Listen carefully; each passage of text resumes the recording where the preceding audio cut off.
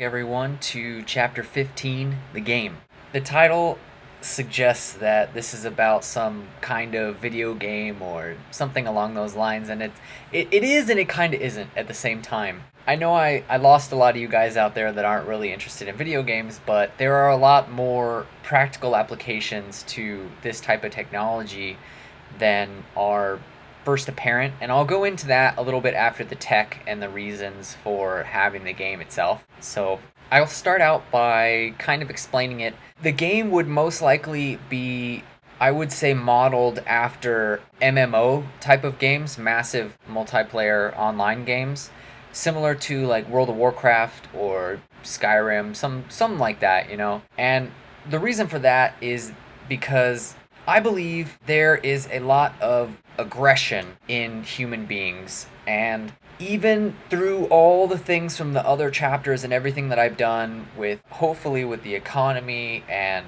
with the crime and all that other sort of things, like even with the familiars, I've tried to take away a lot of, not take away, but I've tried to sort of cancel out or give outlets to all these sorts of things that people need. You know, I've improved education, hopefully, giving people an outlet with familiars for their sexual needs and whatnot. But there's still this aggression that people have, and a lot of people will say, okay, well, that's why people, you know, work out. That's why people play sports. You know, that's why they have professional sports teams and this and that. And it's like, okay, well, that's all well and good, but in my opinion, those sports that you play are still against other people.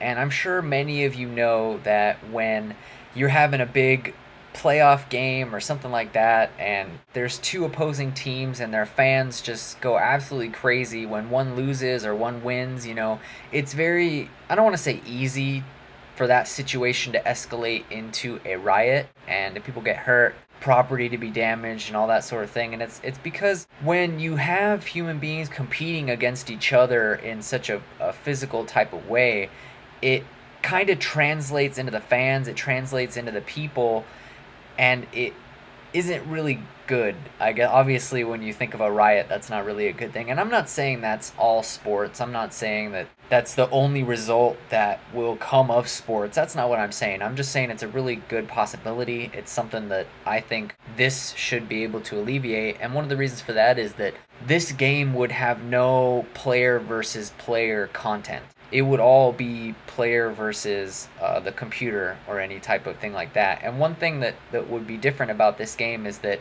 some of the complaints about video games these days, or if ever really, is that controller interface.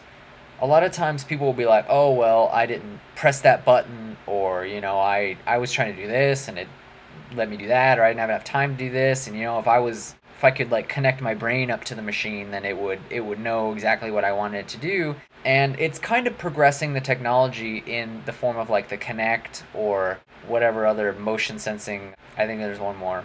I forgot what it was, but technology where the people are the remotes. And I think the next step to that is actually having people literally in the game being their own character. So there's no remotes, there's no controls, there's no sensing equipment, anything like that. It's all you. You're all in the game.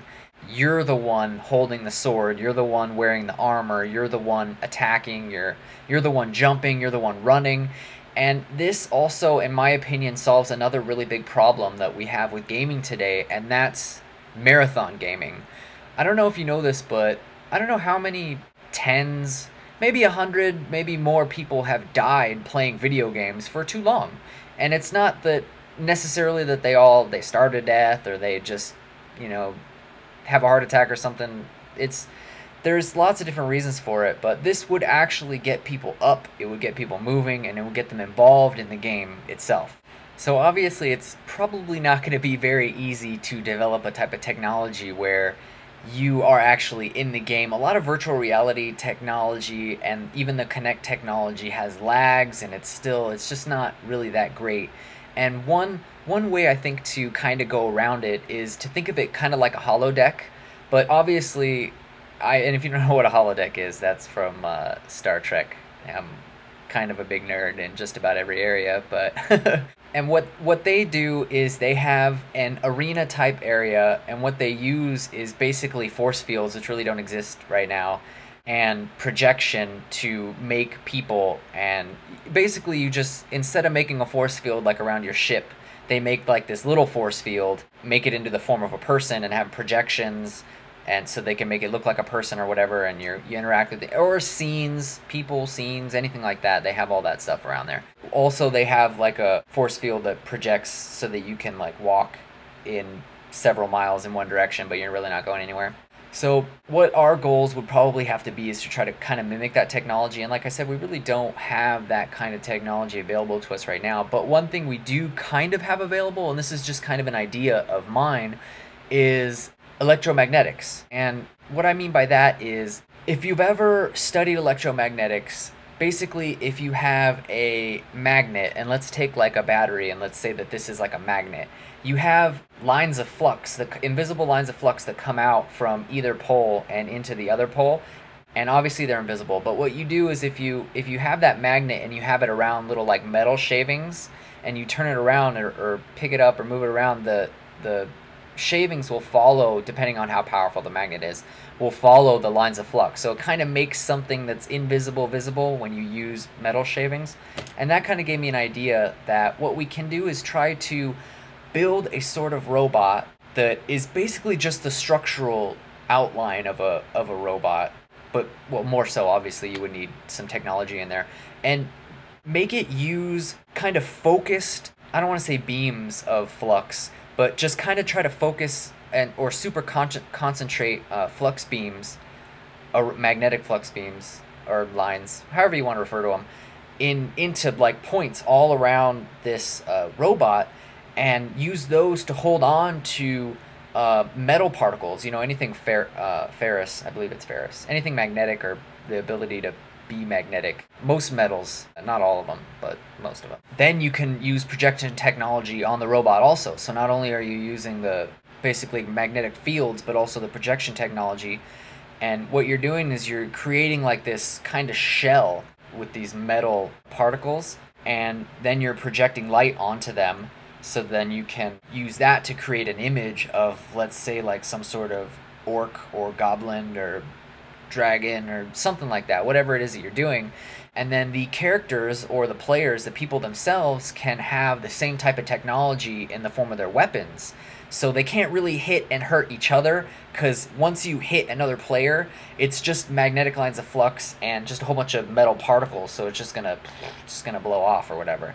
But when you do it, obviously, when you fight one of the computer players in the game, then it will receive damage, you know, due to wherever you hit it, because it'll have sensors and whatnot. So hopefully that's one way that we can get those things to work. And then another kind of thing, like, I don't really know how you might have to create like a huge environment for the game to be in itself, kind of like a big arena, like a super city that I have, and it'd have multiple levels and all that other kind of stuff, and it would just be different environments, and you'd have to like go to elevators to go to different lands or whatever, and but that'd be pretty intense. Hopefully we can figure out a way to get people like on trackpads, or not trackpads, but you know what I mean, like a pad that moves around and rotates, and it would kind of like be like a sphere that you're standing on top of, but it'd have to be pretty large and kind of flat on the top, and wherever you would walk or whatever, it would follow you. So you basically be standing in the same spot, but going around in other ways like that, and the computer things would end up coming to you. So with this type of technology, you're really moving to a whole nother level of gaming, and yet, in my opinion, it would be a better level of gaming, because they have things out there kind of similar to real world type of action games, and it's basically, I believe it's called LARPing, and it's just live action role playing. That's actually, I've never done it personally myself, but I hear it's really fun. But you can't really, I mean, you're still fighting other people, and like I said before, on the psychology standpoint, you're still directing your aggression towards other characters. And with this game, all people's leftover aggressions and any type of energy that they would need to burn off or want to burn off could be done in a game like this. So along the lines of physical benefits, it would be a great workout to wear armor, carry around a sword, run, attack. you would have a complete control of the interface because obviously it's yourself. You can do certain things that you can't really do in another game. Like you can run and jump off of like a log or a rock and get extra power behind any of your attacks. You know, it's not like a button system that you're pressing to make your attacks, or like a timer that you're trying to hit at the right point to get the most out of your attacks. Like, you're literally the one attacking, so it's really you that chooses it. And you can do things like ambush people, not people, but the NPCs or whatever, and you can like group attack people from different angles. You can drop attack people. You can create traps. There's just endless amounts of things that you can do that's so much more real world and so much more practical than in other games that are out today, obviously.